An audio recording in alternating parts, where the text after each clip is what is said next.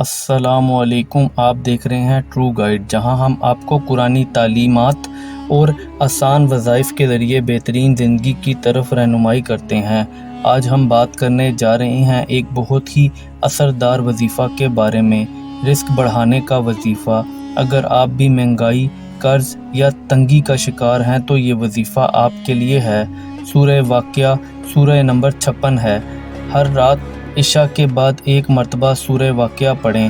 رسول اللہ صلی اللہ علیہ وآلہ وسلم نے فرمایا، جو شخص ہر رات سورہ واقعہ پڑھتا ہے اسے کبھی فکر و فاقہ نہیں ہوگا۔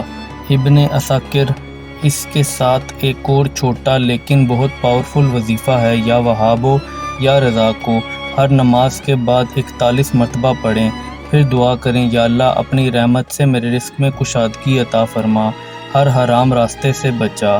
رزق کی تنگی کیوں ہوتی ہے؟ اس سوال کا جواب جاننا بھی بہت ضروری ہے۔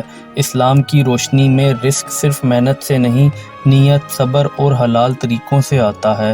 اگر کسی کا رزق رک گیا ہو تو ہو سکتا ہے وہ کسی کا حق مار رہا ہو، حرام کمائی یا سود میں ملوث ہو، فجر کی نماز میں غفلت کر رہا ہو، شکر ادا نہیں کرتا۔ اس لیے اپنے اعمال کو صاف رکھنا ضروری ہے۔ رزق بڑھانے کے سنت طریقے بھی یہ ہیں۔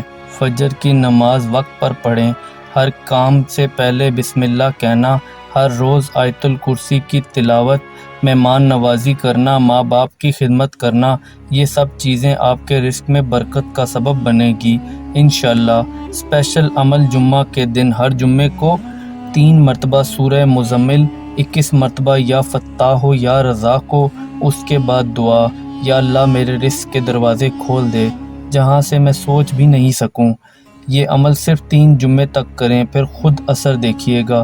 دوستوں، اگر یہ ویڈیو آپ کو پسند آئی ہو تو لائک ضرور کریں اور ٹرو گائیڈ کو سبسکرائب کریں۔ آپ کا کوئی سوال یا تجربہ ہو تو کمنٹس میں ضرور لکھیں، ہم جواب دینے کی پوری کوشش کریں گے انشاءاللہ۔ جزاک اللہ خیر۔ اللہ آپ کے رزق میں برکت دے، آمین۔ اللہ حافظ۔